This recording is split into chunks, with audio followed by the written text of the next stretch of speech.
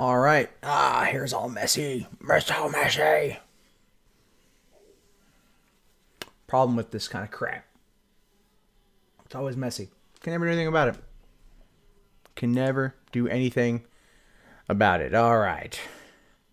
Hey, what's going on, Jeeves, Stephen Wilson, Gun Doge? You are not first. You are actually third. Cytotron, you're also fourth. You guys have lost the game. Donate $5 each into the super chat. Try again tomorrow. This is a great game. Whoever can get here first doesn't pay. Everyone else throws into the super chat. Yeah. What up, guys? Hey, what's going on, Metalhead Montana? Thanks for coming in from Australia. How are you guys enjoying your winter? It's warm here, so clearly the opposite. Josh Armstrong, thanks for going good. Stranded 360. Hey, what part of Washington are you in? Who was first? The person who was first was actually Jeeves. Jeeves was first. What's up, Zach Hamblin? Hey, Spaceman, let's fucking play goddamn detective.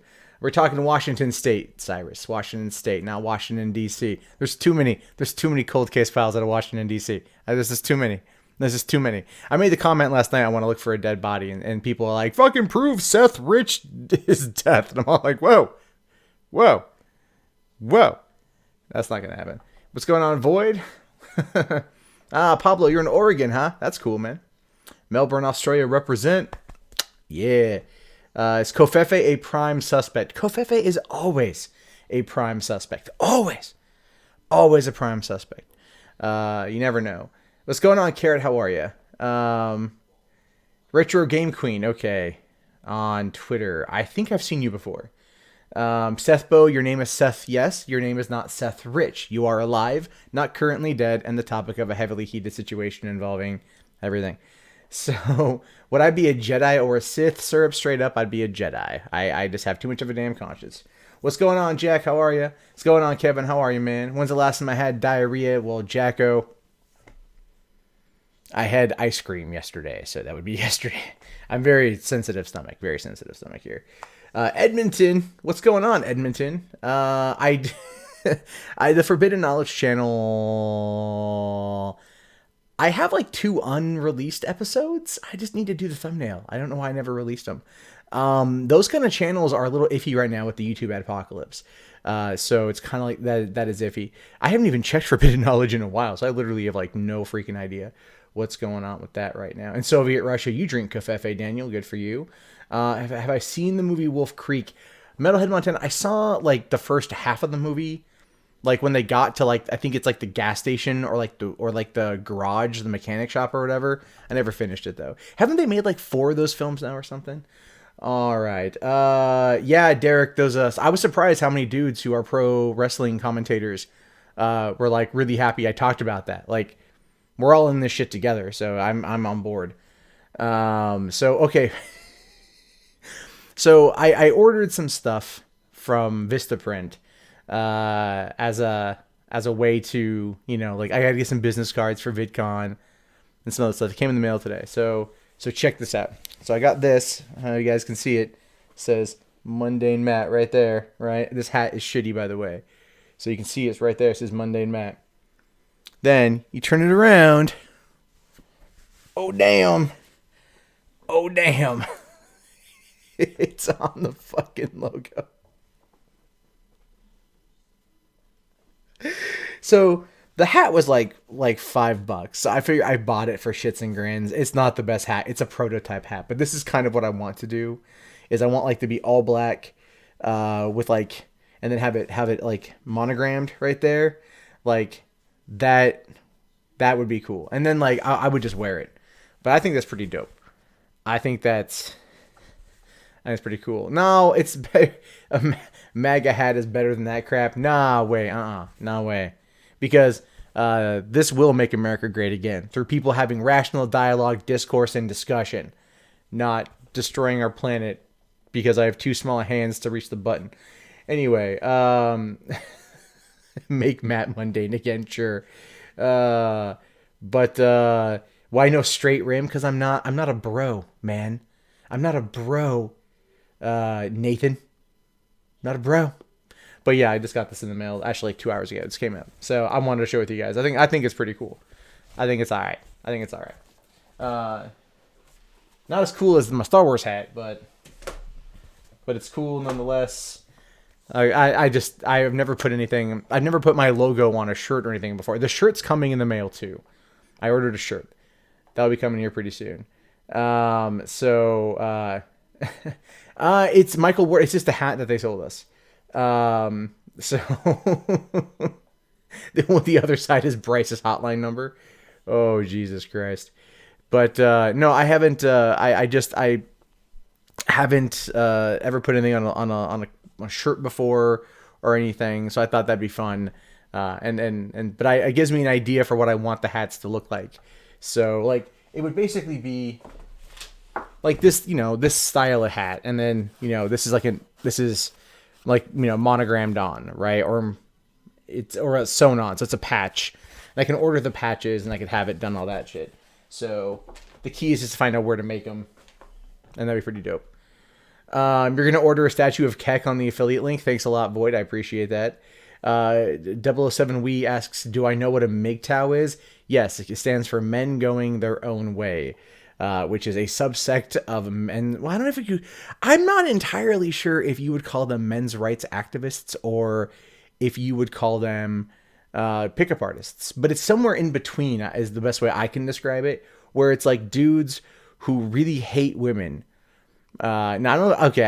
Angry MGTOWs hate women. Some MGTOWs just don't like the prospect of going on dates. They don't like the prospect of being in a relationship with the woman. They don't view it as having any inherent value, right? Like they don't look at it like that. So they prefer to, maybe casually date, maybe get a hooker, prostitution, maybe the occasional stripper hand job. You tip them a little at $50 extra or some shit like that, and then that's kind of what they do. What's it like to live next to a bunch of volcanoes? Oh shit. Yeah, there's a few of them. I can see Mount St. Helens, not far from my place, and Mount Rainier, not far from my place. So it's, yeah, at this point now, I'm just waiting for the earth to end. Actually, I'm more worried about that giant tsunami from the earthquake that could kill us all. That's the next thing I'm looking forward to. That much for a hand job. Hand jobs are expensive. I was in Vegas once and I came across one of those little like hooker cards, and it was like $15 for a hand job, which I thought that was a fair price. I mean, like, yeah, because carpal tunnel will be a thing, but you ice it up when you're done. Won't take very long. You could bust out like 10 dudes in an hour. I mean, if each guy takes 6 minutes from start to finish, then you're on a constant rotation. You could even hot swap out dicks. You know what I mean? Like, oh, this one's not quite done yet. Slide this one in. The T2I be crazy. So, there we go. We've already gone off track talking about hot swapping hand jobs. So, yep, Avant Tom, you come on in. You might frequently find me talking about hand jobs.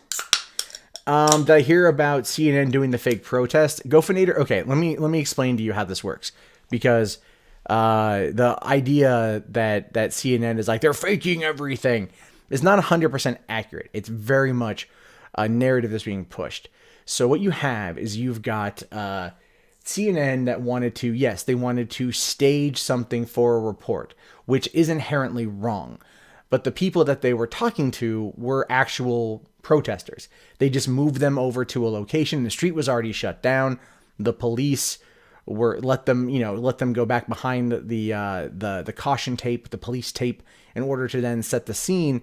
And keep in mind that these producers, like they do this shit all the time. And this is like not just CNN, it's every outlet does this kind of crap. These kind of situations, when they are at these kind of crazier situations, they bring in a whole team. They're there for a while, so they have everything you need. Oftentimes, most reporters will go out and be the producer, the shooter, the reporter, the editor, everything. But when you're doing that kind of thing, they're going to bring out a whole team, which is why the thing is to look at the production itself, right? Like I saw one video that said, oh, they're giving out hijabs. And I'm like, you don't see that anywhere in this video. Like, what the fuck are you talking about? But this is the funny thing too, is a lot of people are mad at CNN at that right now, but I don't know how many of you guys saw the video I put out a couple hours ago about Breitbart straight faking news by trying to say that 5,000 people showed up to a rally that had fewer than 100 people. You know what I mean? Like, that is legitimately fake news. But because it's coming from Breitbart, no one wants to acknowledge that it's real. No one wants to acknowledge that it happened. But instead, CNN set up a scene and did a report from that shit. So that's kind of the issue there. Is fake news? Yeah, is it editorializing the situation to an extent? Yes, it is. Is that ethically correct? Absolutely not. They shouldn't do that. It does sow the seeds of distrust. Absolutely. But it's really not as bad as people are making it out to be. Mike Cernovich is running that kind of mentality. Paul Joseph Watson's running that narrative. All these people are running the narrative because it's like a gotcha moment. It's a gotcha moment. The moment doesn't work that way, though. But go back and look at Breitbart faking the numbers, because you can tell with Breitbart, they didn't even bother to look at at the information, right? They didn't even bother to look at the facts. They just straight up copied what the Daily Caller said, whole cloth almost. They quote mined an article, added their 2 cents, which is what happens a lot of the times in this kind of shit, and they're not even going to fact check it. So you have that. So yeah, you have that. All right. So I think people had time to get in here, although I will fully admit I didn't even share. All right. Let me just quickly tweet this out. All right.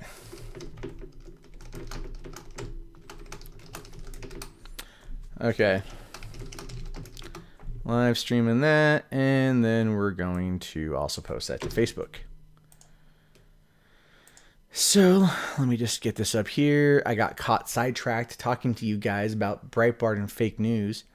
Holy shit. Okay, Retro Game Queen, you are blowing up my Twitter right now, which is all good.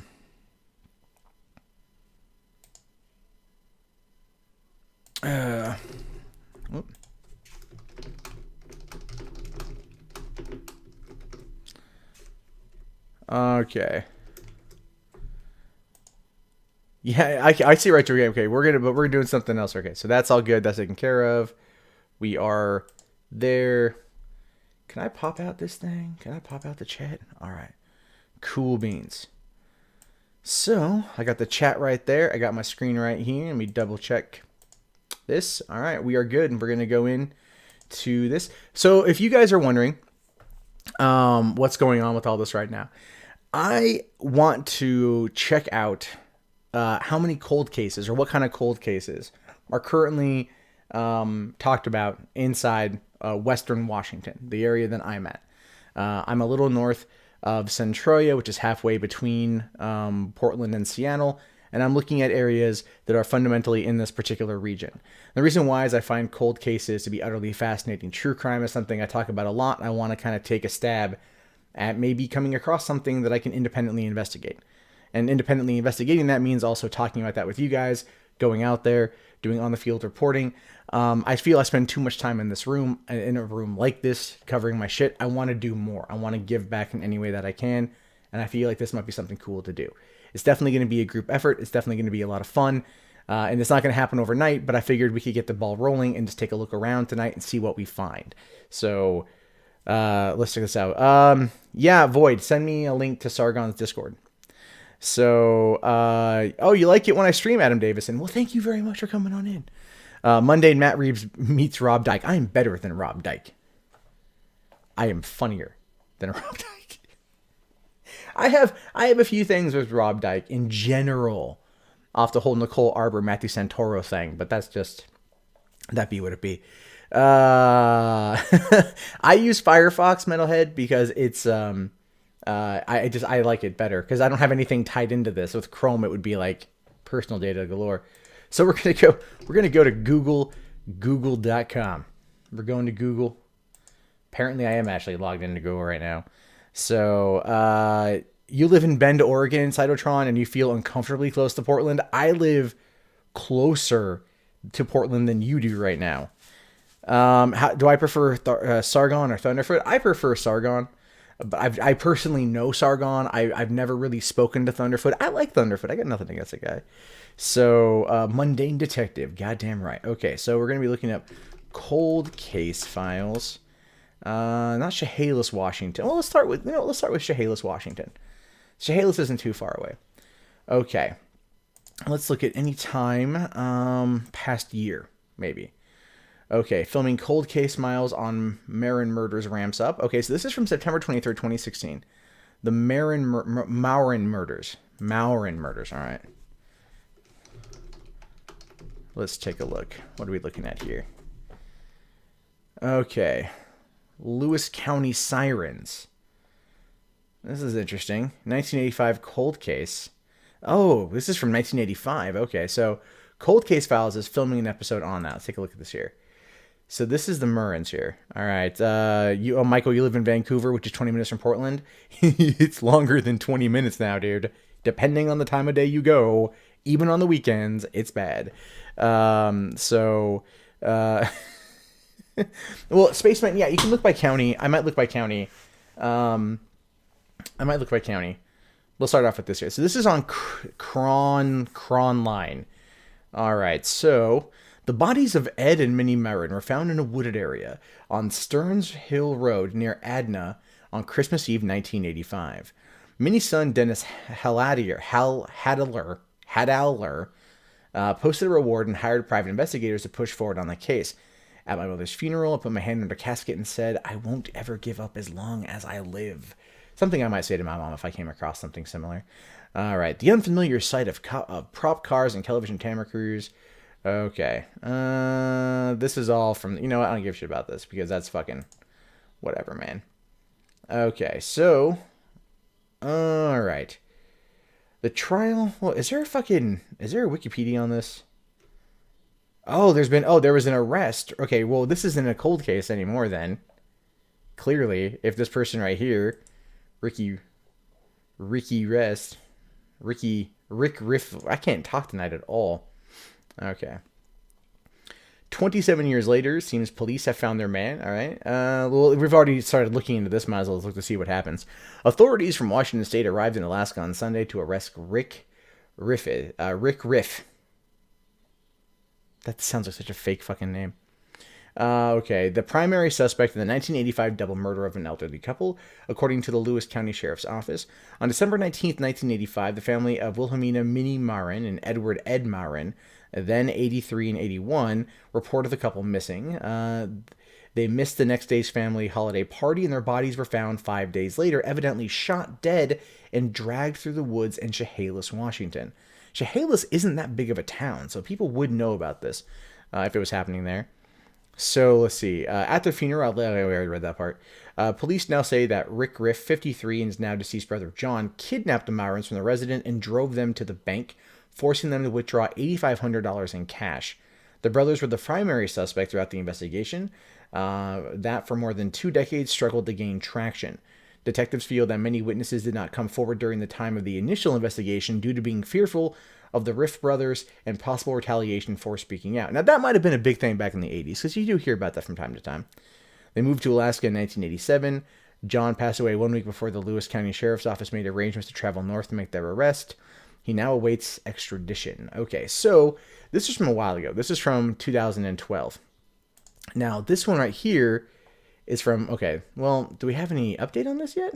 Because the cold case file was from 4 years later. So, okay, here we go. All right, a break in the case eventually led law enforcement to the Riff brothers, who have since moved to Alaska. Okay, Rick was found guilty of 7 felony counts in November 2013, including charges of first-degree murder, kidnapping, robbery, and burglary. Okay, the verdicts were upheld. All right. Okay, so cold case. Okay, how is this even a cold case then? This is a solved case. Yes, it was a cold case. But okay, so they're just do all that shit. All right, so that's all closed out. That's a dead end. I'm going to mark that down here in my little box. I'm looking at my box. All right, so the Marin murders solved. All right, I have my little text box here so I can kind of remember this shit. Okay, so this is all right. Let's take a look here. Washington counties. Let's take a look. Okay. Because someone had recommended doing it by counties. Yeah, Spaceman, I'll take a look at that there. Okay. Let me go and bring up that.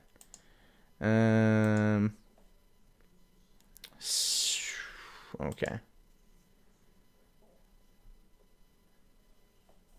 Let me find it. Hold on. I got like a lot of messages and shit. Okay, City of Vancouver. You sent me a few things. Skagit County. All right. Well, I don't even know which county I'm in. So let's look this up here. Which one am I in? I'm in Thurston County is where I'm at. Because King County is Seattle. This is where you're probably going to find a fair amount of them. But let's try Thurston. I feel like Thurston is a good place. So, yeah. What's going on, Richard Forrest? How are you, man? Thanks for coming in. Okay, let's see. Cold case, Thurston County, Washington. If I could type correctly. All right. Yeah, Unsolved Mysteries did have the better theme, but X-Files is still pretty good too. Okay. Ooh, here's one. Can you solve this Thurston County cold case? Seattle 911. This is from 2010. This is from over 7 years ago. The Moyers family. Okay, so Nancy Moyer, 37-year-old mother of two, vanished from Tenino. March 6th marks a year since her disappearance. Moyer's family and police in Thurston County are hoping maybe now they'll get a break that provides some answers.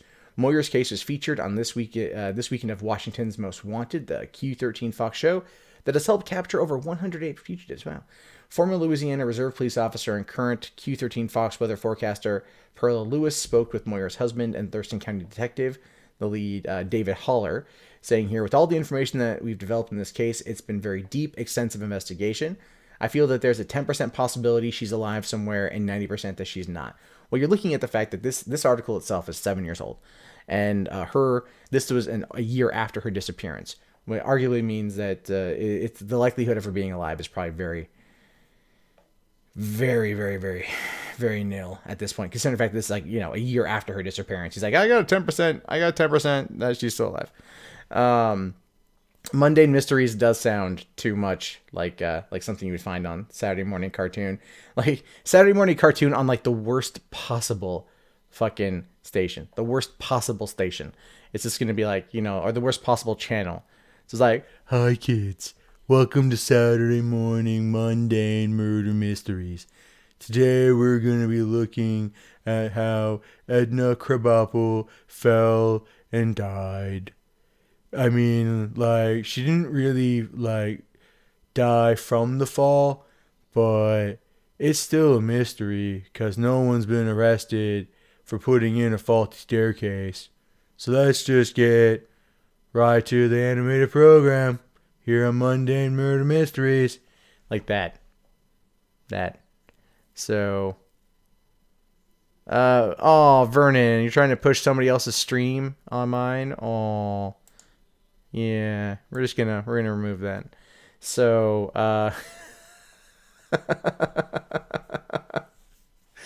okay. All right. So with all the information we developed from this case, it's been very deep, extensive investigation. All right, we already read that one. Nancy and her husband Bill. Can I do it in a Dan Aykroyd voice? God. I don't know if I could do a Dan Aykroyd voice, so I wouldn't trust me to do that. Okay. Nancy and her husband Bill were separated when she went missing, but shared time with their two daughters. Last Sunday, she was seen alive. Moyer's husband told Lewis she wasn't there, but he went off to drop off their children. It was just so completely unheard of for her not to be there when I dropped the kids off. So very unusual right off the bat. Okay, so separated husband, wife goes missing. I mean, clearly, this guy was already looked at. Oh, Jesus Christ. Turn off the pesky Steam ads. What are the Steam ads? Are there ads on this thing? I have no fucking idea. All right. So, when Haller went into Nancy Moyer's home, the lights in the living room and the kitchen were on. Her shoes and purse were there, and her car hasn't moved. The keys to her car were hanging there, where she always hung them. The house itself didn't appear to be disturbed or look like there was an altercation or struggle. The Tenino police officer saw Moyer about 6:45 p.m., leaving from Olympia grocery store, where she'd gone after work. No one had seen her since, though a neighbor reported hearing her voice later that night. Okay, so went to a grocery store. A Tenino police officer saw her. No one saw her since, though her neighbor does say she heard her voice later on that night. Haller has gathered DNA from the parents and kids, creating a profile for her, and she's in the national database that can help identify remains that might be found. Okay. All right. So wow. She was 4 foot 11 inches, 120 pounds, with black and brown hair and brown eyes. She had a butterfly tattoo on her lower back, as was the fashion at the time. Hibiscus flower image on her left hip, and stars, hearts, and flowers on her upper right arm. She also has other tattoos. Tattoos are really good for when you're trying to identify a body. So, yeah, idiot, this is the Adventures in Mundane Matt Cold Case Edition. Matt and Rich and Mundane Mysteries. That could work, right? It would be like, welcome to the Cucumber Detective Agency. How may I help you? Okay, so SeattlePI.com and Washington's Most Wanted have partnered to profile local cold cases. Okay. Summaries are below. So these are other cold cases right here. So this is an idea. So this one is an interesting one. She went missing. And okay, let's take a look here. So Nancy Moyer. Maybe there's a wiki on her. Let's take a look. Okay. Oh, this is from just a couple weeks ago. Okay, so this is her case of missing Washington mother of two, Nancy Moyer, unsolved 8 years later. So we're talking this is 2.5 months ago. This article was posted.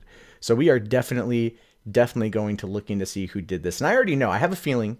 I already know who did this because I'm kind of psychic.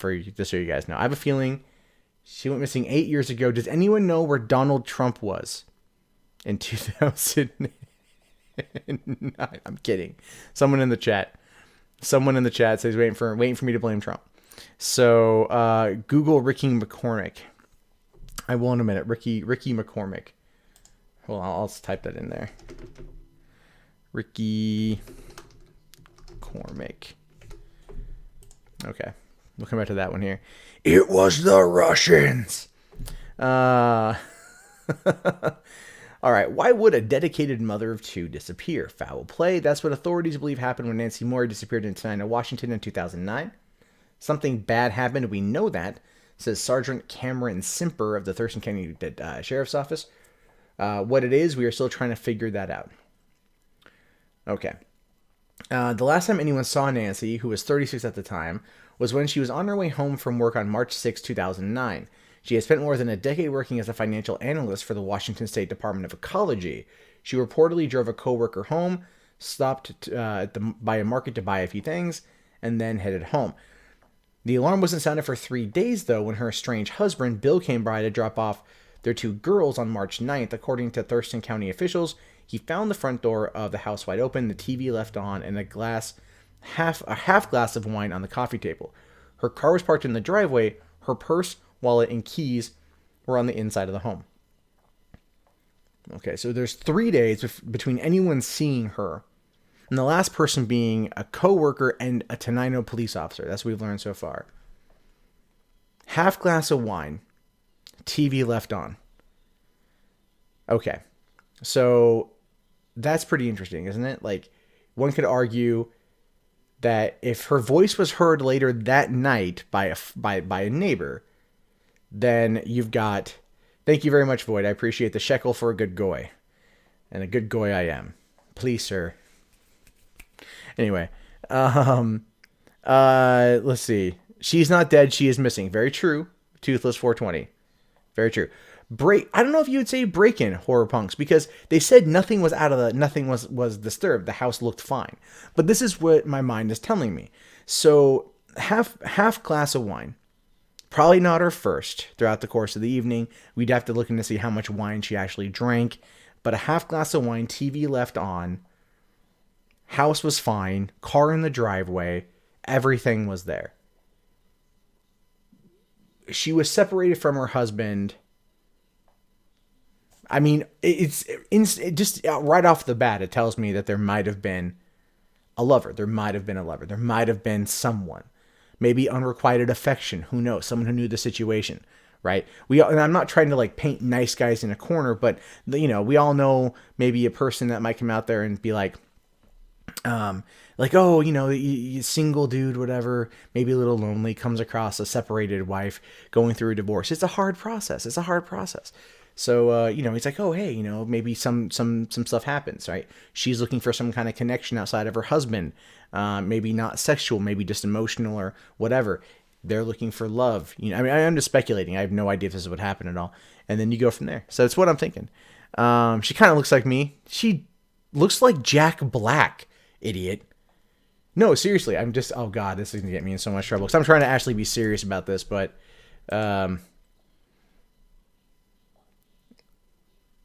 look, okay. All right. Jack Black. Kinda. You guys see it? You guys see it? You guys see it? You guys see it? Kind of see it. Now you can't unsee it. Can I solve the case of who took your poutine? Is it your stomach? All right. Apparently I need to check my email real quick because someone's telling me that. Let's see.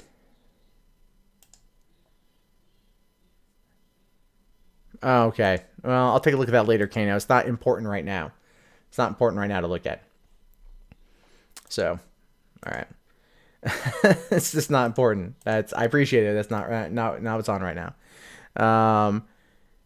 Okay, maybe she went for a late night walk while she was drunk. There's a tendency in some people to take a late night walk while hammered. Cold air feels good. Yes, EJ Cake, I absolutely agree with you on that one. It's entirely possible that's what happened. But if nothing else is amiss, why would like a half drunk glass of wine, all right, is not something that to me sticks out. Like that to me is something that seems to be important. Because my grandmother was a very, very intense wine drinker, never left a glass empty. I don't know anyone who leaves glasses of wine empty. So it says to me like that might have been interrupted. Knock on the door, knock on the back door, unexpected visitor, things like that.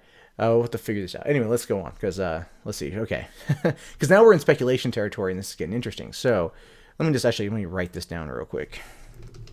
Nancy Moyer, unsolved. I'm taking notes while I'm also writing here because I do want to actually look into this. Tenino's not too far from here either. Let me just take a quick. Okay, saving that URL. So, how big was the glass? How large is a woman? Okay, DJ Spec, that's a good point. I mean, we don't have a full. Let's just.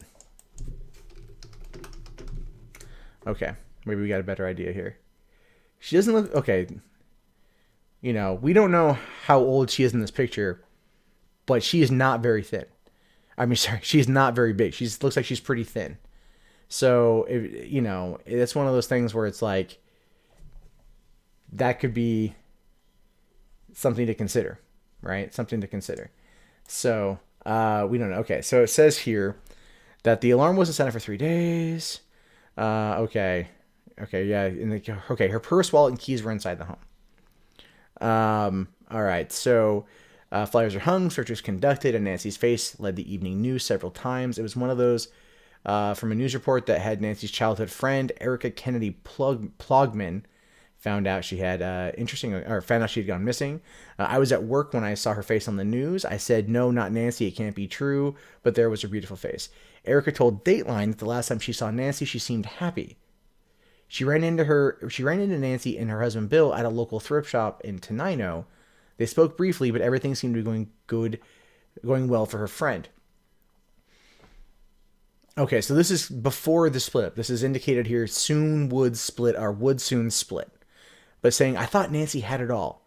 Great job, great husband, great kids. Now, how many times do we come across stories like this where you hear that phrase? They had everything. Great job, great home, great marriage, great kids. Their life was just rainbows and blowjobs. Just nonstop rainbows and blowjobs.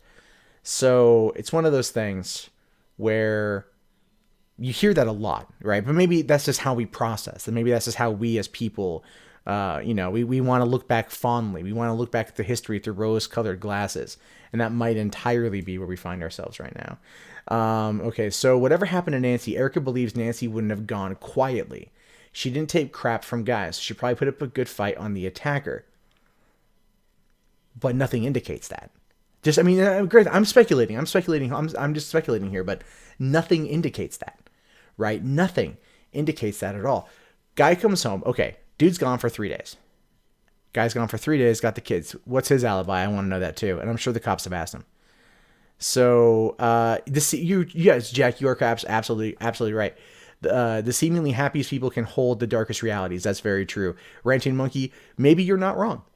That's kind of what I'm thinking. I'm thinking it was either the husband, because there's a 3-day gap, right? He had the girls. Okay, let me ask you guys this too.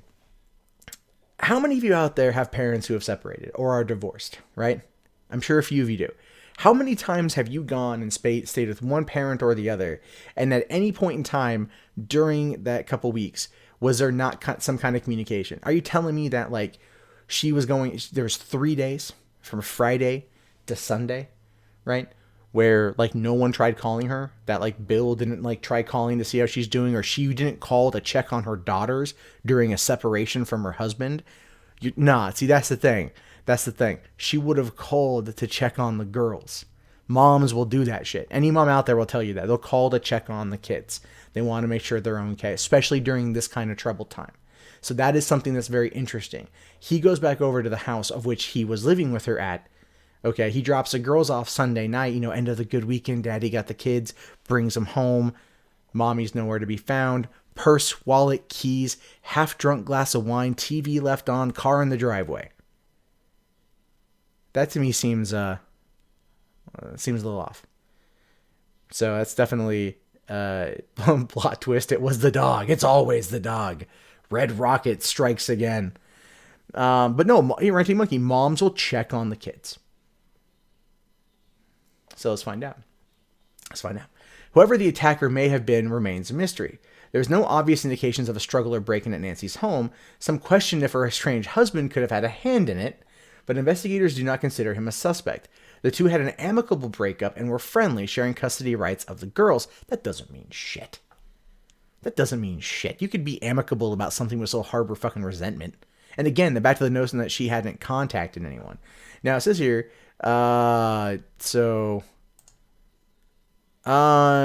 she lives in EJ Cake. She lives in Tenino. I'm not too sure where that's at in terms. Hey, what's going on, Tony? Doubting Tommy, entirely possible that it's another lover. It says here that she hadn't mentioned any romantic relationships or upcoming dates to anyone. She hadn't complained about anyone bothering her. She was simply living her life and raising her girls.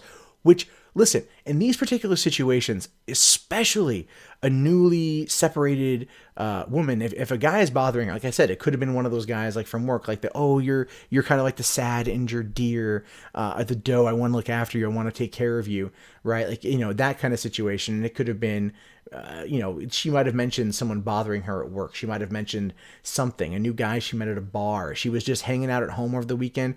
An amicable split. Weekend alone, I don't know. Like looking at this for the first time, my mind, I'm trying to think of like every true crime show I've seen, every true crime documentary I've seen, every bit of informative murder porn I've ever come across, and I watch a lot of it. And I'm trying to think of like what possibly could happen because I'm not too far. It may have been a hit orchestrated by the husband. I guess that's entirely possible. But I don't think so. Only reason why I say it might be, because nothing was out of place. Unless they were able to lure her out of the home, then whatever, but here's the thing. EJK, no, it's true. Who leaves the TV on if they're neither drunk or intending on returning soon? Well, okay, how about this? The TV was on, but what if the TV being on was a plant, right? What if the house looking not being disturbed was a plant, someone going in and cleaning it up, making it look like it wasn't disturbed? The only person that would even remotely be able to do that would be the husband, because he would know where everything was. And again, I'm not saying that Bill Moyer did anything. I'm not. I'm saying that like this is based on what I can see from just reading the shit. Okay, so authorities have questioned a number of individuals in connection with the case. Sergeant Simper told Dateline that the case is still open and active. There hasn't been a credible tip in some time. Whenever something is called in, it's investigated as far as we can run it. But as time has gone on, fewer tips have been called in. It is possible that Nancy's alive and out there somewhere, but because there's been no activity on her bank accounts or credit cards, and her social security number hasn't popped up since, that possibility is extremely slim.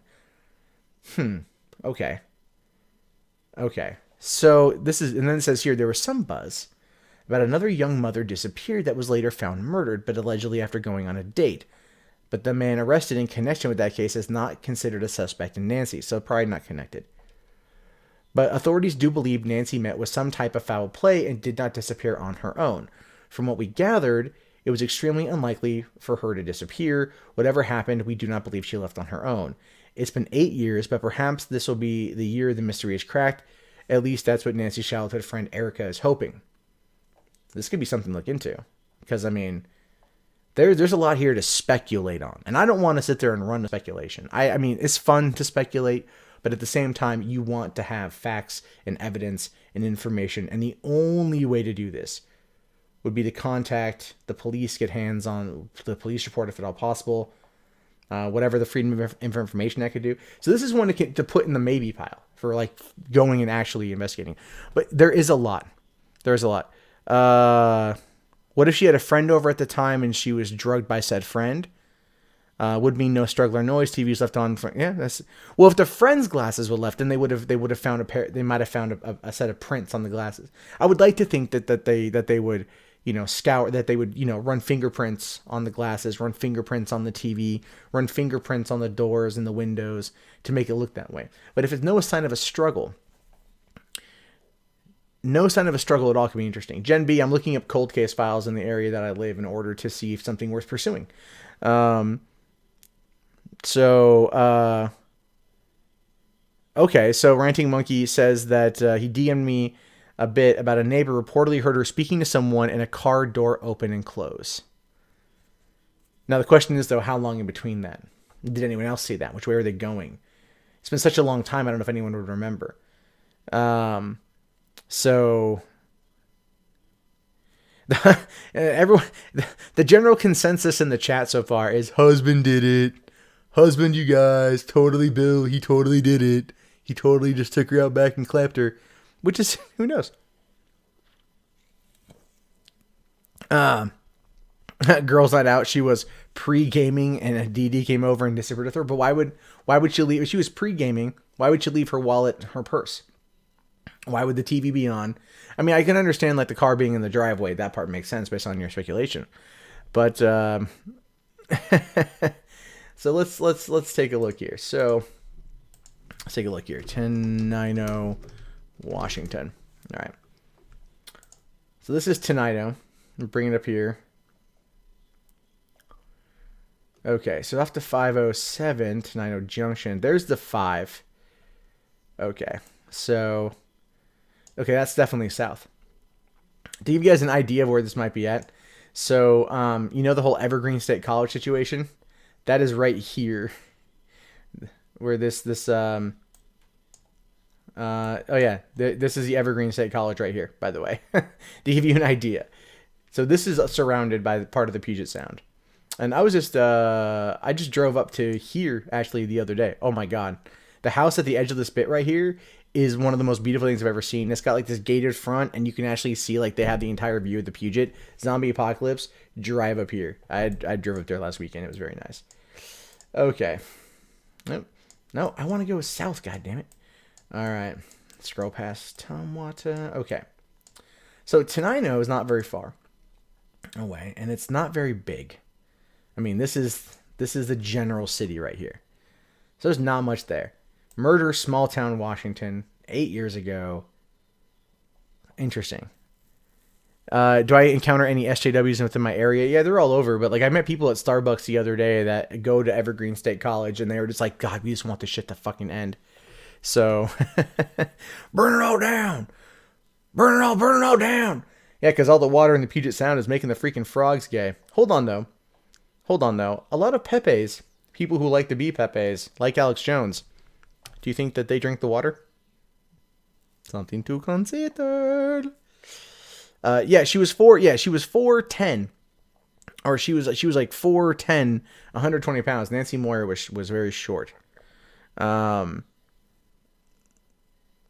you were working in downtown Ventura once, you found a suitcase with the lining cut out and saw someone's feet poking out the back of the building. You called the cops and boned the fuck out. Can't say I blame you. All right. Can we find possibly an address on where this might have happened, right? Okay, let's see. Nancy Moyer address. Moyer. Okay. The Charlie Project. This is something new. Okay. This gives us more of a detailed thing here.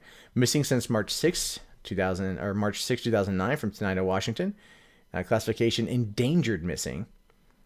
November 22nd, 1972. 36 years old. So here's her tattoos. Playboy bunny. It's a little tacky. A little tacky. Okay, she's Caucasian female, dark brown hair, brown eyes. Moyer's ears and navel are pierced. She has a scar on her right knee. She has the following tattoos: an armband with stars, hearts, flowers on her upper right arm, a butterfly on her lower back, and the words double mint, juicy fruit. Wait, her tramp stamp says double mint, juicy fruit? For some reason, I don't know why, like, I feel like there's a level of significance there. I just feel like there's something significant about that tattoo I'm very curious about. Void melts steel beams. That's right. That's right, motherfucker. That's how we do this shit. Okay. Okay, Ranting Monkey, I just got your DM. I will check that out. So we'll definitely I'll take let me actually bust that out real quick. Okay. Copy the link, bring it over to Firefox over here. Okay, but let's take a look at this real, because who's the other person here? Retro Game Queen. Oh, the fuck? If their mother left them. Nope. Her sister Nancy. Okay. I'm like, who the fuck is talking? Who the fuck is talking? Okay. So let's pick up where we left off here. Okay. Sending in attack helicopters.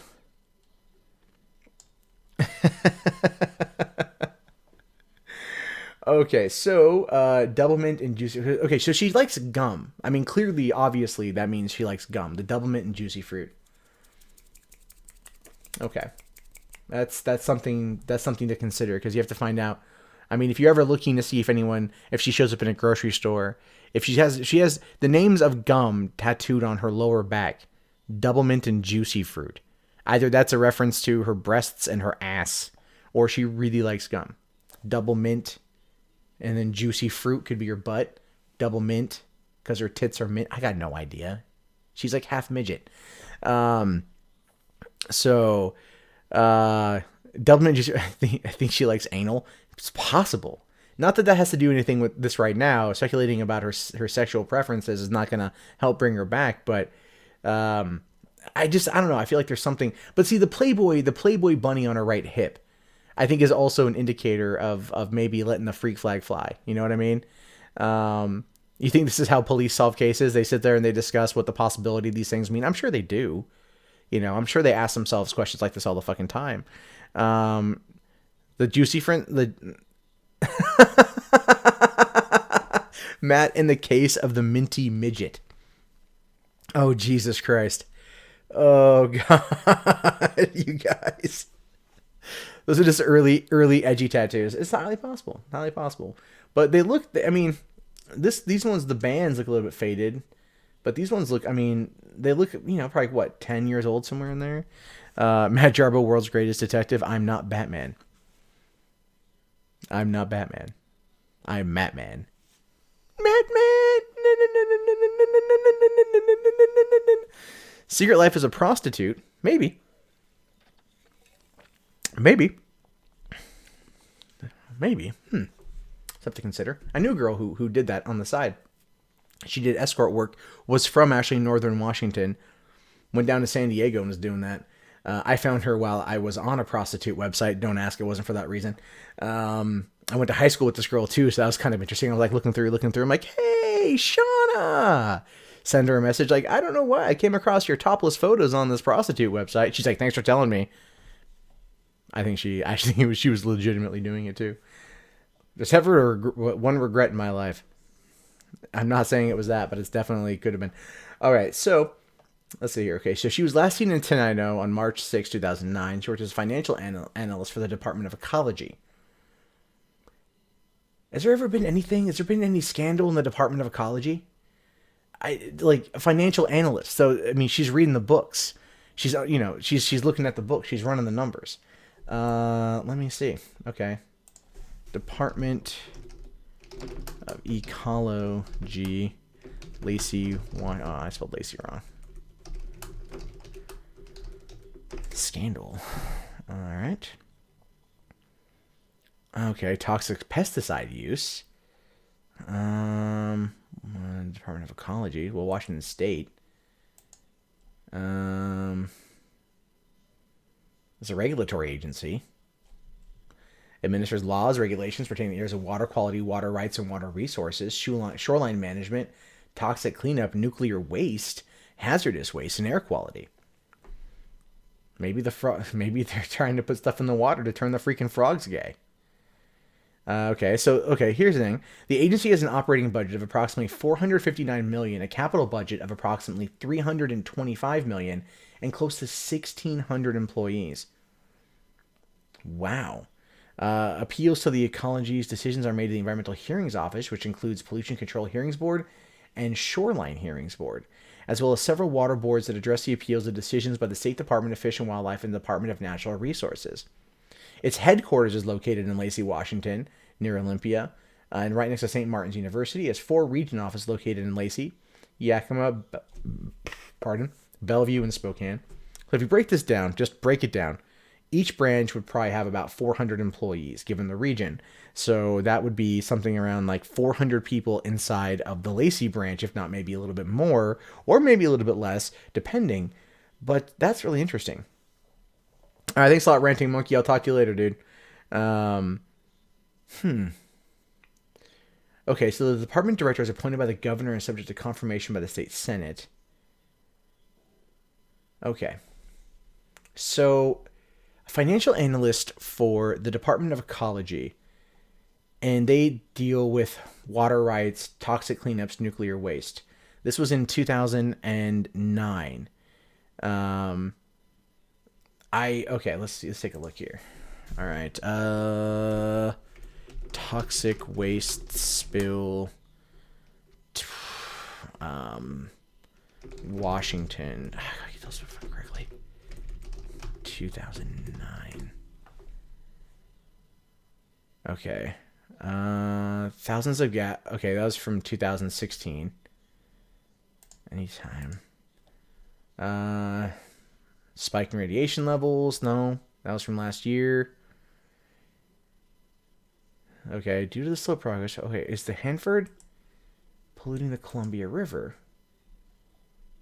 Let's see here. Hanford site is right. See, oh no, that's way out there. That's way out there and everything else. But when would this have happened? Let's take a look at this from 2011. I think this is definitely before. So, the next day, an internet reporter named Monday Matt was found dead. He apparently committed suicide by shooting himself in the back of the head several times. 4chan greater than Detective Matt? Yeah, 4chan would be. It would absolutely be greater than me. I'm a speculative person. All right, I don't think that's going to be it. Okay, Hanford site. Let's take a look at this here. Let's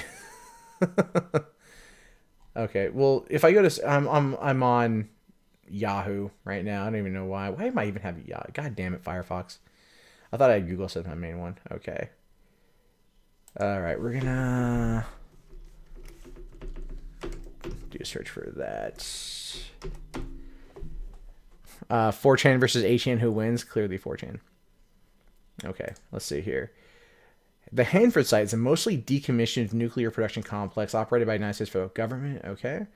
Established in 1943 as part of the Manhattan Project. Right, let's see. Climate history.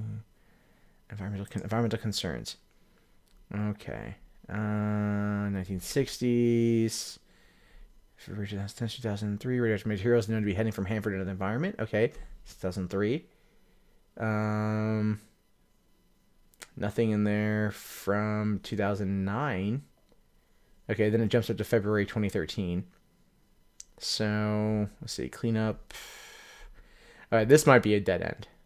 Wait, hold on. No, May 2007. Okay, analysis published in 2009 concluded that the sample originated in Oak Ridge.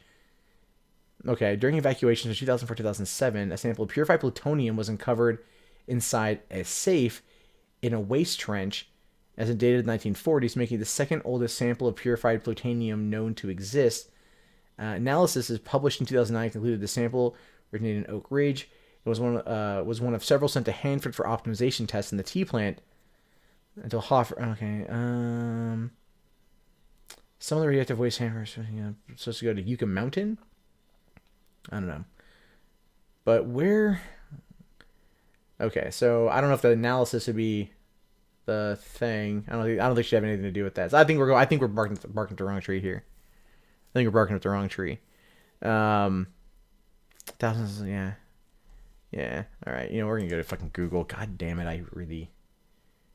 Hold on, let me bring up the options here. Search. Fucking Google, bitch. God damn. There we go. Okay. All right. God, what would it be? What would it be like? Oil spill 2009 Washington? Maybe? Puget Sound partnerships? Anything here? All right, let's see. Google Ricky McCormick. Okay, something new. I'll try that one in a minute. It's possible. Like, I mean, given what she's done here. Okay. So that's the Department of Ecology. That's what they do. Maybe there's anytime. Well, we're gonna search on Google because we can at least click on news. All right. No. No. All right. Okay. So I'm trying to think. I don't want to get bogged into a corner with this and then like not think of what to do next. Like I don't want to get bogged down.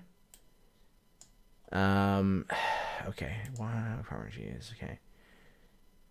Is there any water quality issues?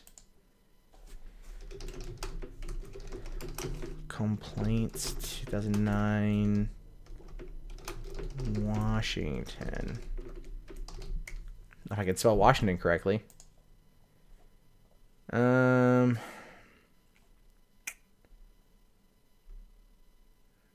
hold on here. How do I just tools? Any news, right? Recent custom range. Okay, well, we're just going to go from January 2009 to June 2009. See what we find. Oh, is this right here? Okay, $200 million class action lawsuit filed by father of 8-year-old. NBC Washington accuses the what is WASA? CBC finds, okay. Outrage, no. DC orgy. Washington State. Is Bo a rescue dog or not? That is okay. Okay, hold on. I'll copy that.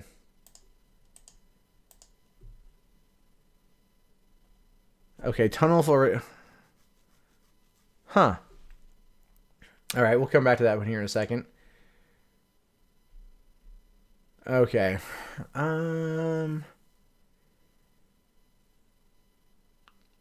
where? What district?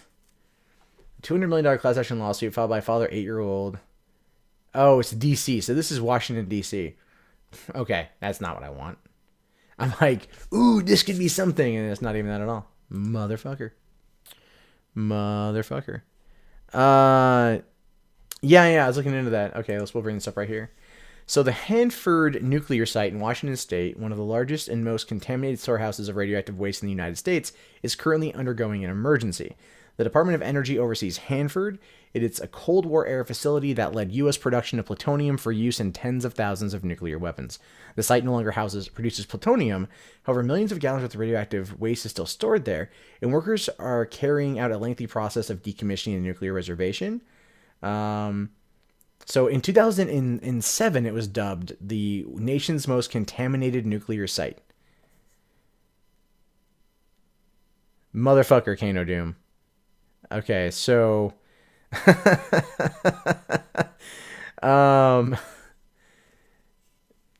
no. Okay, so the 586 square mile site was put under precautionary take cover order. All right, hold on. Let's bring this up on a fucking map. Map. Was it Hanford site? Benton County. Okay, Benton County. But that's... Oh, it's got tours. Oh, shit, yeah, man. I'm going to have to head the fuck out there. All right, let me just see this. God damn it. All right. The Jack Black woman, yeah.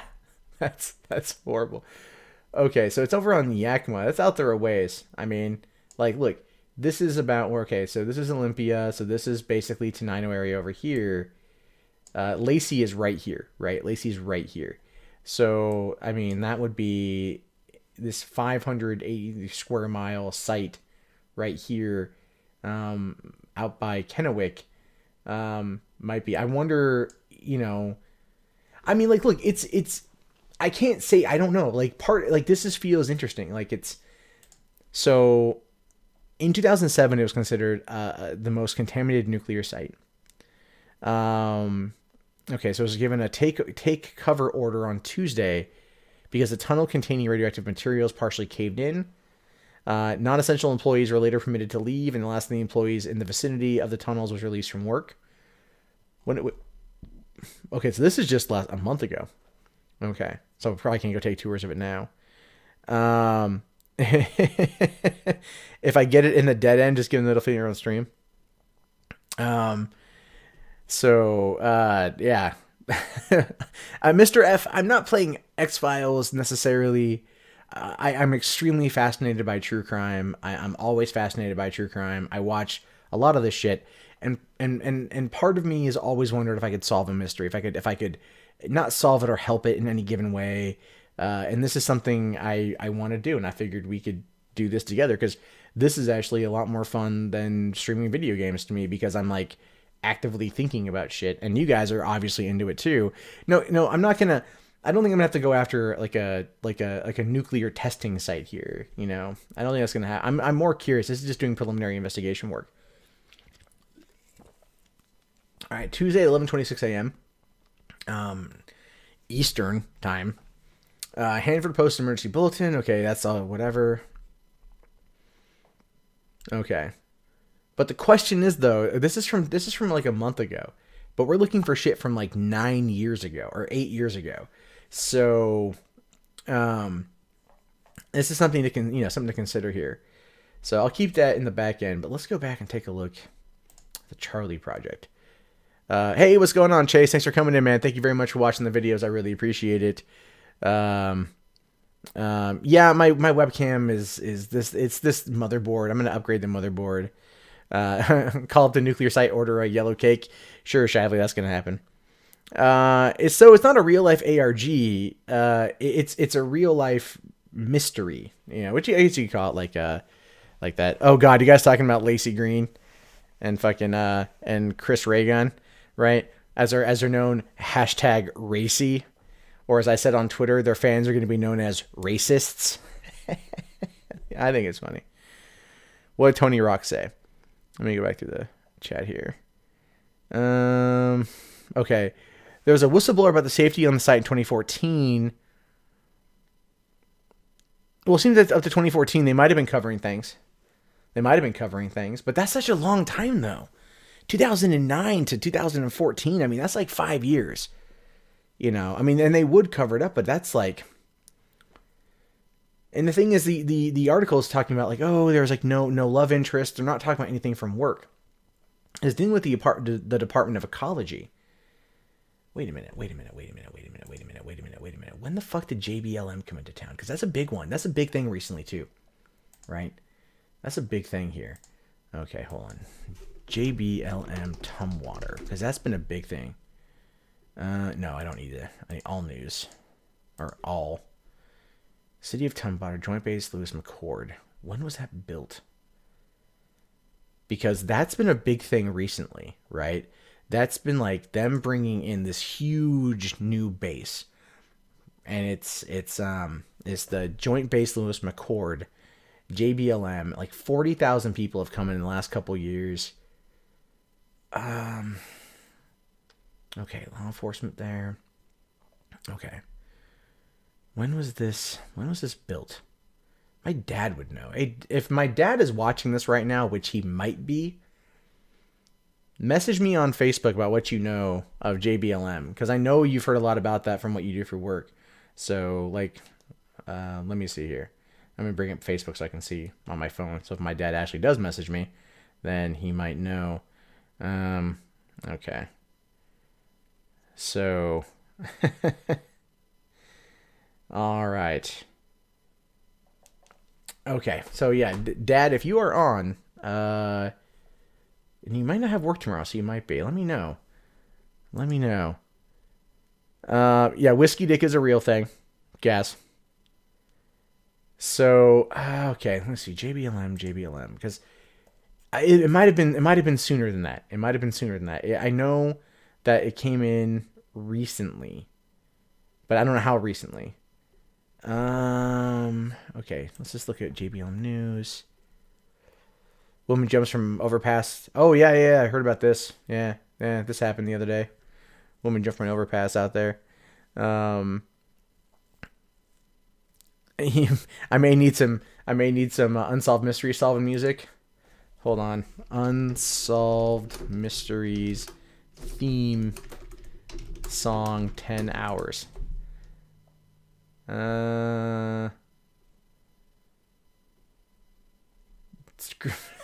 Screw it. We'll just... There we go.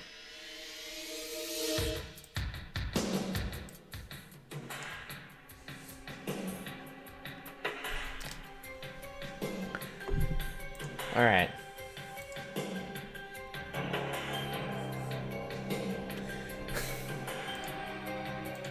I just want to do that real quick. That was fucking fun.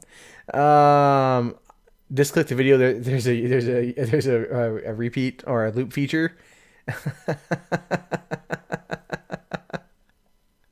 Oh man. Okay.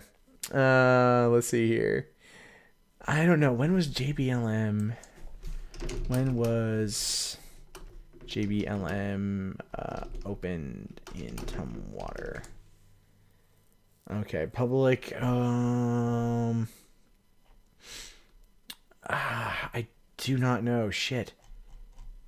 Okay. I don't know when. I don't even know when it would. So let's see. Let's do these tools. The recent. We'll do custom range. Let's do. I don't know. 2009 to now. I mean, if it came out before then, I don't know. I'm just kind of running this one. So I don't know. Okay, I don't know if that's gonna be a thing. I'll have to ask my dad about that one because I don't know when the shit went in, but he would know that. Okay, let's continue. Okay, all right, to 90. Try to see if I can get an address on that. So what is Hannah Martin? Katie Bright? Who's Katie Bright? Could I live stream aliens and UFOs? Sure.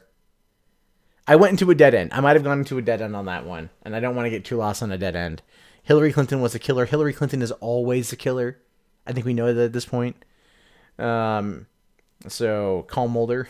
If I knew a Mulder, I don't know a Mulder, so that's something. Okay. So, all right, let's get back on this motherfucker. Get back on. Oh shit, wrong button. Wrong button. All right. So, okay. She went to the Thriftway Market in Tenino. Let's take a look here. Thriftway Market, Tenino. Thriftway Market, Tenino. All right. It's right in the center of fucking town. There's a Jackpot Food Mart company. So yeah, there's not a lot in this town. What is the... Okay, you know what? We'll come back to the Department of Ecology. Let's do Tenino, Washington. Yeah. Bring that up there. Okay, so it's a small little area. It's got its total area is 1.44 square miles. All right. Population of approximately 1,700 people. And that's it. 1,700 people. People are going to know this chick. People are going to know. Small towns like this fucking talk.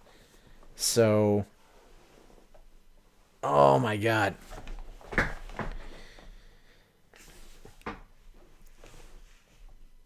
Oh, hold on, DJ Spec. Send me that. What article you been talking about? So, let me take a look. I'm close to discovering Pizzagate in this thing. That's right. Zombie Steve, I'm not trying to become a detective. I'm already a detective. I'm just looking around. Maybe she was kidnapped by Sasquatch and is being made to suck down furry dick in Squatch City for the rest of her days. Maybe. Maybe she is. Maybe she is. Who knows? Okay. So we just keep that there just in case. All right. 2010 census. I'm curious. 691 households, 440 families. Okay, so 440 families. It's not bad. Yeah. Oh, the Crime Watch one. Is this one? Or this one right here? Oh God. I didn't even see this. It's Crime Watch with Chris Hanson. All right. Let's not jump. I'm too off track here. But you guys are sticking with me. I appreciate that. I think we're doing good. Okay, so she was paying by check. All right. 645. What are you doing, Kano? Like, what are you doing calling me right now? I'm literally in the middle of doing something. Why the fuck are you calling me? Like, I'm not gonna have you come in here to Slav Squad. All right. You're a Slav justice warrior. We've already proven that time and time again. Jesus Christ. Let me fucking close out Skype without the shit was closed.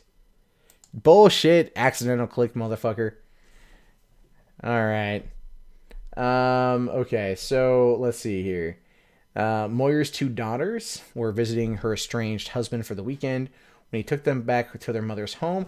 Here we go. 700 block State Route 504.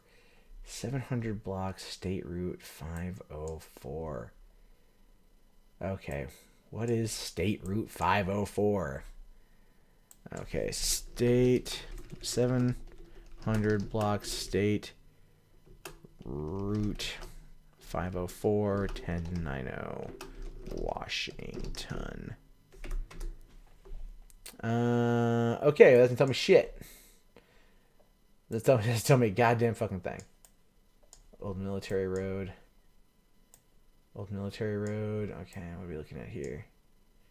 Fine, we'll just close that out. I don't need that right now. Okay. Back up a little bit more, give it more. Off Lake. 140th Avenue, 143rd. Let's see here. Rutland. Can we find... Okay, 150th. I think it's up here. If I'm being... Oh, maybe not. Maybe I'm going to it. Well, no, 113, 700 block. Now that's down here. Grand. I don't want to go to Grand Mound. Okay. Oh, shit. I was actually looking at buying a house over here. I know exactly where this is at then. 180th. Where's State Route 504? 8 Route 504 1090 Wash. 2005, you think? Is the date 20 Rocks? You think so? Okay. That's something to consider. Because, okay, here's why I brought up JBLM. Okay?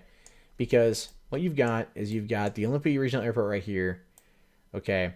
You got Grand Mound. You've got... Where's Tumwater? Tumwater is right here. JBLM is like out... And is that by Yelm? I don't think so. It's out in this area. I think it's right out here by the airport. And a lot of people. Hold on. JBLM. Yeah. All right. Okay. Oh, it's way up here? Okay. That's way up there. I thought it was over in... Okay, well, that's up here. I thought it was down here. Okay, so maybe that's a dead end. It's like a dead end. I don't want to talk about that. That's probably a dead end. It's not going to end up with me in a mental hospital. I'm just curious. It's the first night diving into this. We're cold looking around and see what we come across. So, Mr. Medicur's going to do a video on my detective agency. Let him. Jim's a good digger. Wouldn't mind getting him on Smashing.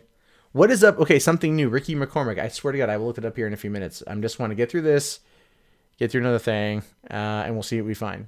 This is fascinating though, and it's still a tough issue. So I'm wondering if we could do this. Toothless, you're not wrong. He says here, I might end up in a room filled with newspaper and red string. Not wrong at all. Am I being detained? I'm not being detained. I'm good. I'm still good. So no, we're fine. We are fine. Okay. So, okay. Let's see. She wasn't there. The front door was okay. Here's something new. The front door was ajar. The television and the living room lights were on. There was a partially consumed glass of wine on the coffee table, and the bedside lamp in Moyer's bedroom room was on. Her identification, purse, car keys, wallet, cigarettes, clothing, toiletries were all in her house and her car. A white Honda Civic Del Sol was parked out front. She was reported missing March 8th, 2009. Okay, so she was last seen March 6th. Feel here. March 8th, 2009. Okay, let's try calendar. All right. So, March 8th. All right, 2009. Friday, March 6th is last she was seen. Well, what opened up that movie? What movie opened up that weekend? It doesn't matter. Sorry, that's how I think. That's how I look at dates. Fuck. Hold on. Let me take a quick look here. What movie opened March 6th, 2009? Okay. Oh. Really? Nothing. Okay. Oh, Watchmen. Watchmen opened that day. There we go. Okay. I just want to... Okay. I thought it was something like that. It was a big Warner Brothers movie. I knew that much. Again, that's how I think about shit.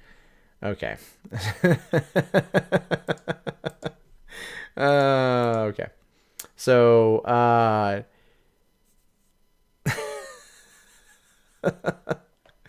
was she actually murdered or just disappeared? I don't know, Hannah. I don't know. I'm not entirely sure what exactly is going on. I don't know. It's one of those things where we literally have no idea. This is what they're talking about. Okay, but her ID, her purse, her car keys, wallet, cigarettes, clothing, toiletries, everything was there.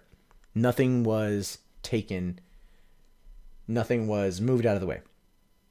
Except for the door being ajar, which is interesting.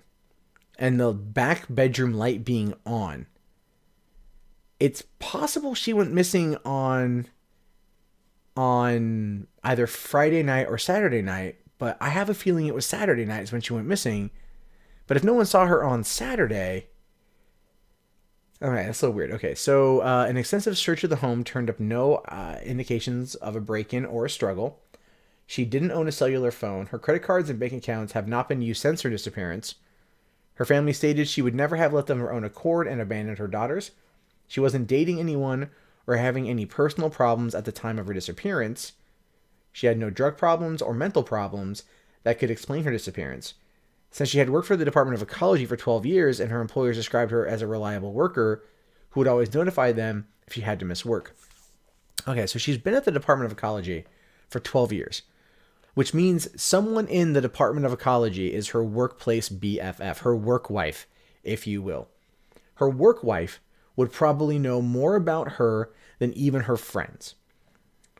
And whoever the hell that is might actually have some kind of bit of information if she hasn't been talked to. So that could be something. But then again, it's been 8 years. How would you find that information out? So Moyer and her husband had separated 2 years before. 2 years. That's not as recent as I thought. It made it seem like it was a recent breakup. It was okay.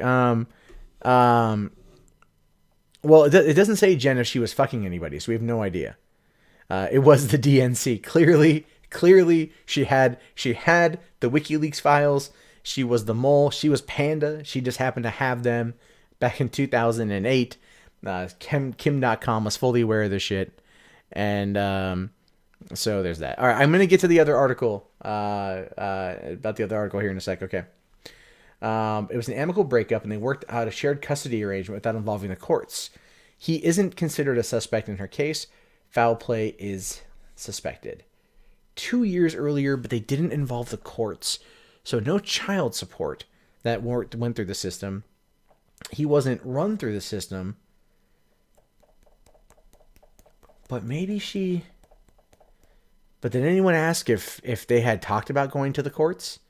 Did anyone ask if they had talked about setting up an actual system? Has anyone ever brought that up? Because that's something that's interesting. That's curious. Well,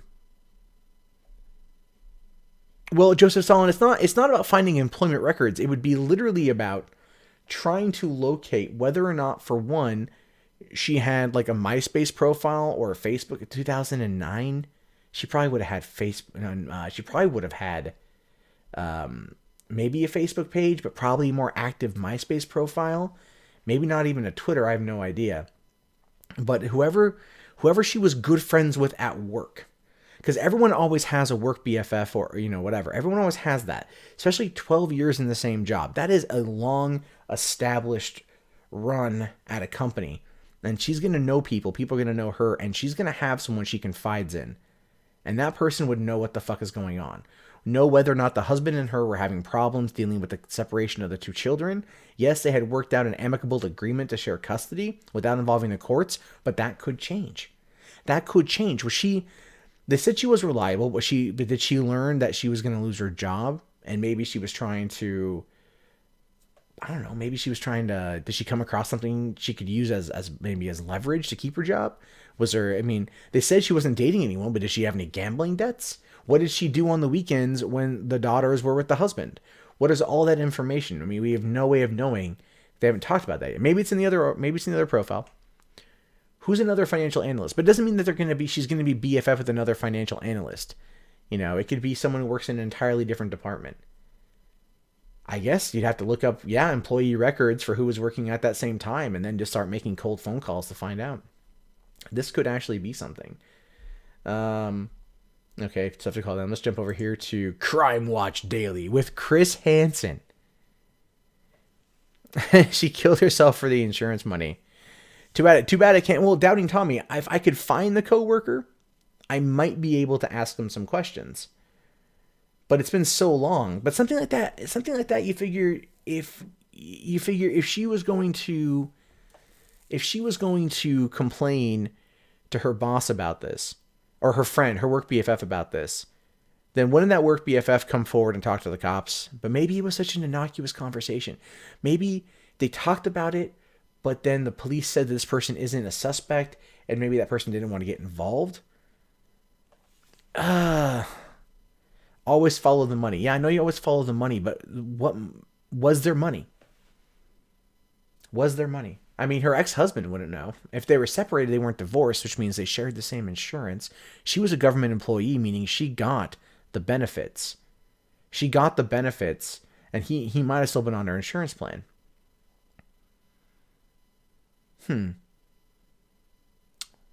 These are just, kind of just running out of here. Okay, divorced mother of two winds down after a long day and pours herself a glass of wine at home. What happened next is still a mystery. See, that's already Jason Matera, already off the top of this shit, right? She got home and she poured herself a glass of wine, and then what happened next is a fucking mystery. We don't know. It was 2 whole days later. You don't know what happened. We don't know if she unwinded from a long day at work after going to the thrift market after dropping her friend off. What about her coworker? There's always money in the bandstand. Okay, so on a freezing cold night of March 6, 2009, Tenino, Washington, an exhausted Nancy Moyer kicked off the weekend by pouring herself a glass. This is already editorialized. The single mother of two worked full-time for Washington State's Department of Ecology as an accountant. Well, she's a financial analyst. I would say that's a little bit more in-depth than just your average everyday accountant. You editorializing cuck. Her young girls are everything. Since leaving her husband Bill Moyer 2 years earlier, Nancy's daughters have been her top priority. If they were her top priority, her husband would have known that he would have found it odd that she never called to check. She wanted the kids to have. See you later, Carrot. Thanks for coming in. All right, I'll read further into the. I just don't like editorializing on this shit. I know you're trying to tell me a story, but give me. I just, Joe Friday from Dragnet. Just the facts, ma'am. Just the facts. I just want the facts. I don't need you spinning something that I'm trying to speculate on. That's the thing I don't like. I get worked up on this shit. Okay, it's just a fancy title. I know. You never know. 12 years. 12 years. All right. Okay, she wanted to have the kids to have a mother and a father both, so she was trying real hard, said her mom. Co-parenting seemed to be working well. Nancy had the young girls during the week. Bill had them on the weekends with 2 young girls and a full-time job. Nancy's weeks were busy, but on the weekends she was free to live the single life. She had a few dates here and there that she was aware of, according to her sister. But that Friday evening, there was no date planned. Tired, Nancy planned to just relax at home after work. She dropped off a coworker, then stopped at the grocery store.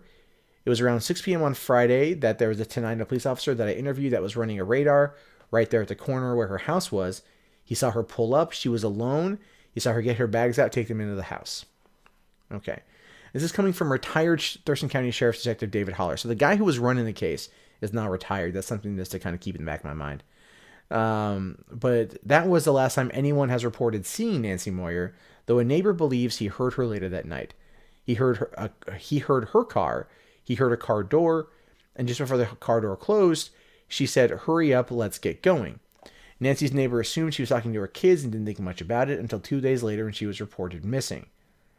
It was a normal Sunday night when Bill Moyer dropped the kids off at his estranged wife's house, but he got home, he noticed something was off. All right.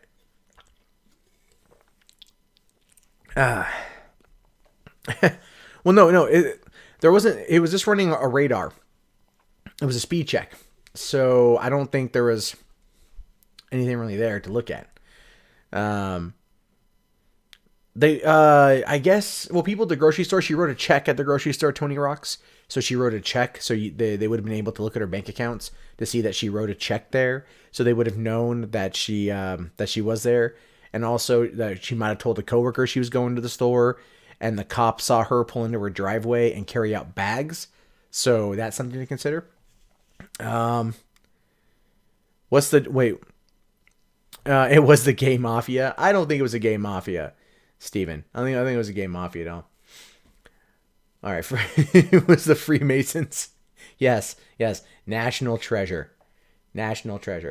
Okay, so it was all right, so I've never missed a drop off or pickup, and neither did she. So this was 100% out of character for her to be missing. It just felt wrong instantly. Despite the cold outside, Nancy's front door had been left open. It wasn't unusual. She'd walk in the neighborhood sometimes, so I took the kids in and we waited a few minutes thinking, oh, she'll be back from a walk, but she didn't. When she didn't show up, he took the girls to his house and returned a little later. So he came back again, but realized she hadn't taken her purse or her keys or her cell phone. Wait a minute. Moyer does not own a cellular phone. Do you guys catch that? Does not own a cellular phone. She hadn't taken her purse or her keys or her cell phone.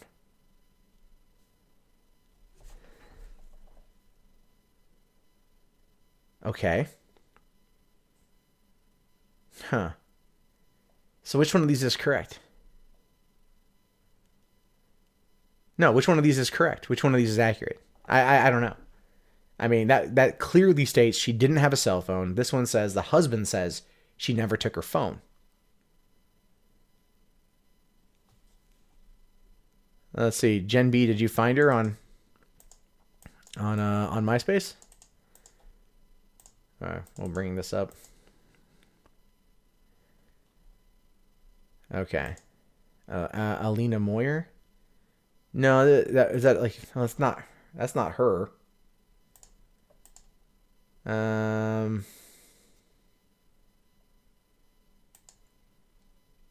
So yeah, I don't think that's her. Maybe she, well, no, it says, I mean, I don't know. This one says, I mean, this point blank says she doesn't own a cell phone. Huh. Well, the thing is, idiot, social media wasn't as big back in 2008, 2009. You know, like everyone had MySpace, but it was either MySpace or Friendster. It might have been Twitter. Facebook at the time was still largely college only. Well, hold on. Paste. All right.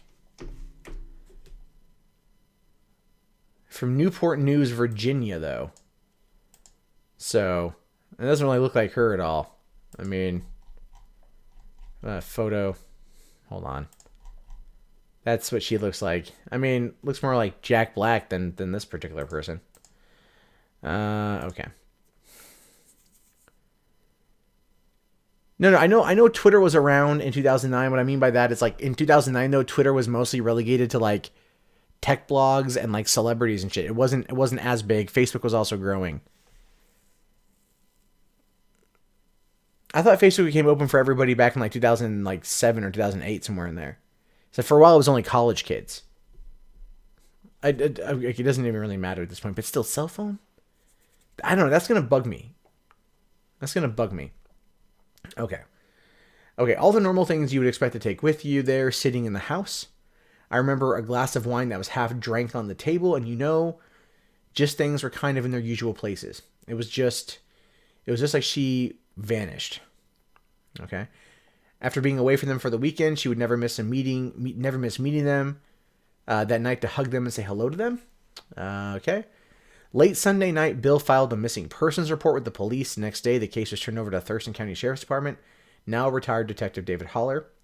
First up, Detective Holler needed to determine exactly when Nancy disappeared. From what I was able to find in my investigation, it appeared to me that sometime around 11:30, 12 o'clock. It was really cold that time of year. The front door in the house was found open by Bill. I decided to check the utility bill because she has gas heat in the house, and I could see where it spiked. Okay, so it was 11:30, 12 o'clock that night. Detectives didn't find anything missing in the house. There was no sign of forced entry and no evidence that anyone else had even been inside. We fingerprinted 2 glasses, and her fingerprints were on both those glasses. The hope was if somebody wasn't there having a drink with her or something, we'd be able to pick up fingerprints off the glass. We didn't find any. So with so few clues, the detectives immediately turned their attention to Nancy's estranged husband, Bill, as seems to be the protocol. Okay. I kind of know how this works. Statistically, the husband's always a suspect number 1, but I also saw it as an opportunity to clear my name very quickly. Bill agreed to a polygraph test and passed with flying colors. They even went on TV and said the husband is not a suspect. Well, polygraph tests aren't admissible in a court of law, and they can be manipulated if you know how to manipulate them. So, I don't know. I don't know if he's that smart. I don't know. Okay, the cops then turned their gaze on a coworker. The weekend she disappeared, he had called and left a message on her phone or on her answering machine, so he was of high interest. The coworker claims he and Nancy had a date set for Saturday night. He was absolutely infatuated with her, from what he told us. He says when he arrived, the front door was open, but Nancy was nowhere to be found. He called out for her and then left. At the time, Detective Holler said the coworker's alibi for Friday night checked out. Then the kid said the dad was home all night, didn't go anywhere. But then when the detective re-interviewed that same coworker about his relationship, he heard a much different story. When he was interviewed by Detective Heller, he said he tried to have sex with her, but he couldn't. He couldn't perform. She stayed the night, got up, had breakfast with him. When I interviewed him, he said he had sex. He went home that night, just totally the opposite. So that's okay. So that's something that's not even included in this entire fucking thing. So that is interesting. That's not the only thing Detective Elkins found suspicious. I asked this person, if you knew where Nancy Moyer's body was, would you tell me? And the person said no. I looked at him, wait a minute. No, seriously, would you tell me where Nancy Moyer's body was? And he chuckled, no. Okay. When first questioned, the coworker submitted a polygraph test, but the results were inconclusive. So, is he willing to take one now? He basically said, I don't know. The coworker has never been named a suspect or charged in Nancy Moyer's disappearance, but Detective Elkins plans on questioning him again. Is that the only person cops have in their sights? So, okay, so if they're actively investigating, this is not considered a cold case file, so I don't even think I'd be able to look into this, getting information, due to the fact that it's an active investigation. As investigators try to solve the disappearance, they make disturbing discovery inside of a truck of a man who lived just down the street from the mother.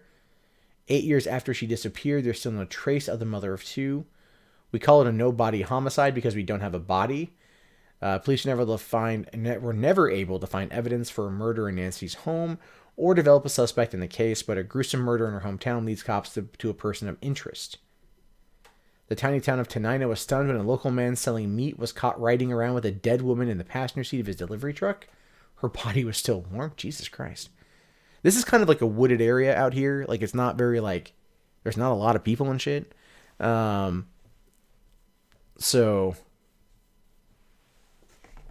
Okay, so DJ Spec says, or DKJ Spec says, I worked in gas and the HVAC unit set to a certain temp when it caused a spike in therms, only with one door open.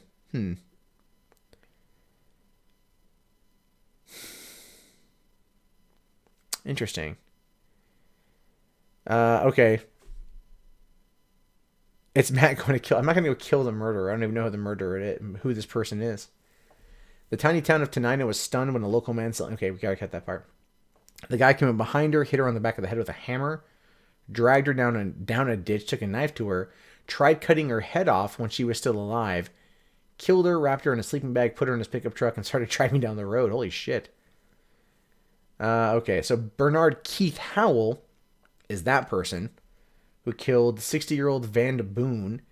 He claimed he found her dead on a popular hiking trail and was going to dispose of her body to save the family burial costs.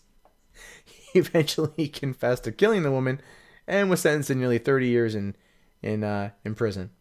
He was also high on methamphetamines at the time because meth plays a big part in this. I don't think meth had anything to do with this particular disappearance because meth will make you do some crazy shit.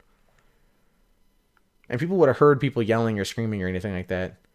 If there's any kind of struggle, there might have been blood spatter. They found no blood spatter, no sign of a struggle, so anything like that. So okay, let's take a look here at Twitter since I was sent some stuff. All right. Okay, so Seattle. Oh, is this who you're talking about? Let me bring this up here. Paste and go. Okay. 27-year-old man was arrested in August after he was pulled over in Tenino with a dead woman in his pickup truck. Well, okay, this guy, though, this is the guy I was just talking about, this Bernard Keith Howell. Spends more than 26 years in prison for killing Vanda Boone. Now, he did... Okay. All right. No. How could he... Okay, look at this here. He moved from the Yelm area to New York City in March 2010 and worked as a massage therapist. Well, oh yeah, no, if it was 2009 when her body moved, yeah, when she disappeared. Okay, he did not kill her. Okay. Alright, let's see here. Hold on. I'm trying to find the part about the... Okay, Thurston County Sheriff's Office Lieutenant Greg Elwin said Friday that Howell is considered a person of interest in the disappearance of Nancy Moyer from her Tenino home, March 2009. She's a mother of two, went missing, never found. No. I don't think that it was. I don't think it was him. Well, because for one, was he high on methamphetamines in 2009? He moved from Yelm to New York City in 2010 to work as a massage therapist. Oh no, that was Van Boom. Sorry, that's somebody else looking at. I got that backwards. Okay. It's a possibility. It's a possibility. I don't know. I don't know how much of that I actually believe. Mostly because, okay, cops wondered if Howell could be tied to the disappearance. I did interview him because of the close proximity to Nancy's place. The door-to-door meat salesman lived less than a mile from her home, and there was another possible connection. In the inventory of Nancy's refrigerator, we found a package of meat in the freezer. It's from the same company and everything. Okay, so detectives showed photos of the confessed killer to Nancy's two daughters, and one of them says she recognized him. But Haller was eager to question Howell about the missing mother. He absolutely refused to cooperate with her in any way. No polygraph, wasn't going to give any statements, denied ever selling her meat, denied ever knowing her. Just in all of that kind of run-of-the-red, yeah, okay. Yeah. That definitely would be a bit of a red flag thing. Nancy's family still suspects Howell could be involved. However, a frustrated David Elkins has not been able to bring charges or even re-question the admitted killer who sits in prison. I'd like to at least talk to him and see what he would tell me. If he does, obviously I'd like to interview him. Okay, so this wasn't the only thing in there. Detective Haller was stunned by what he found inside. There were sex toys in there, all kinds of them. All kinds of gels. Okay. Sex was a big reason why Nancy left her husband. She got married to William Younger. They had kids. She got married. Oh, she got married to William Younger when she was younger. Okay. So the way Sharon, her big sister, explained is that Nancy expressed how she wanted to go out and she wanted to do things she hadn't done. She was out playing the field. She was out bar hopping. She was out drinking with friends, coworkers from work. When someone is doing that, they're not sharing it with the best friend or sister. The victimology, when it comes to that, is very difficult to retrace those steps with who she's associating with where she's going. Which is why I mentioned the workplace BFF. That person might know. Whoever that person is, might know. Cops discovered things that indicate Nancy Moyer may have been living a secret world of sexual fantasy. I found some other stuff in there that kind of makes me think she could have decided to take off and live a life that she's been fantasizing about. As much as Nancy's family wants to believe she's still alive, it's not something that seems possible to them. She would never leave her daughters. Her daughters were her world. One thing everything agrees on is that someone out there knows what happened to Nancy Moyer, and her sister Shannon has a message for them, or Sharon has a message to that person. I always like them to remember that she was a mother and a daughter and a granddaughter and a sister and a friend, and she doesn't deserve to be forgotten.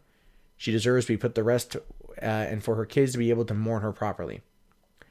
Detectives are hoping that the person responsible eventually has bragged to somebody what they've done, and now that person is ready to come forward and help solve the case.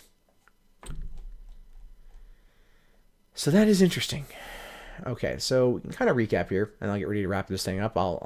Tonight's all about Nancy Moyer. Tomorrow will be about Ricky McCormick. We'll look into that case.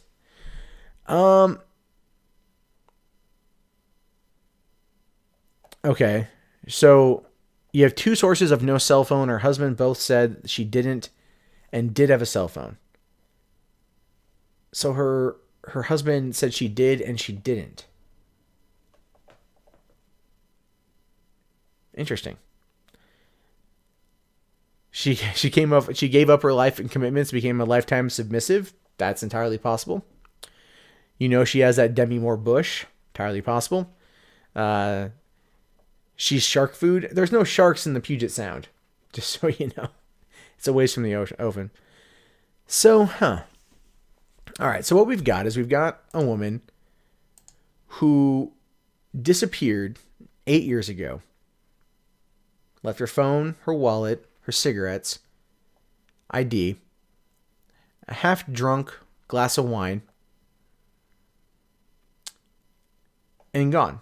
Door was ajar, and she's just gone. But she was into some interesting sex shit. She married when she was younger, so she never got to go out and experience that lifestyle. That played a part in her ending of the marriage with her husband. And so she's out. If I had to take a wild stab in the dark on this one, just speculation, I still think the husband's involved. Kids are his alibi, but if they, what time do the girls go to sleep? What time do the girls go to, what time do they normally go to bed on Friday nights when they're at their dad's? They said that he was there all night, but the detective thinks that it was around 12, like 11:30 p.m. or 12. So we don't know. We do not know what is going on.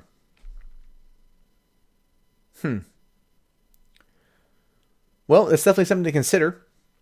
So, Tenino is not too far away from here. I could always make a drive down there, about a half hour away from where I'm at. Something worth considering. But I think on that note, I think I'm gonna end the stream right now. Mostly because I'm like, there's a lot of info in there on this story. I'm gonna be thinking about that for a while. But I'll be back tomorrow night. We'll be looking into Ricky McCormick and everything. If you guys want to stick around for that tomorrow, we'll be able to take a look at that, see what's going on. But the Nancy Moyer thing is definitely something to keep in check or in back of the mind. So this is a fun detective game. This is a fun thing to do. We could do more of this. I had a blast. And I'm getting tired, and so my eyes are a little glossy. I don't know if you guys can tell. So I'm definitely gonna fuck off to bed. But tomorrow night I'll be back on 10 p.m. Pacific Standard Time. We'll do more of this. It'll be a good time, and I'll see you guys later. Have yourself a good night. Peace out.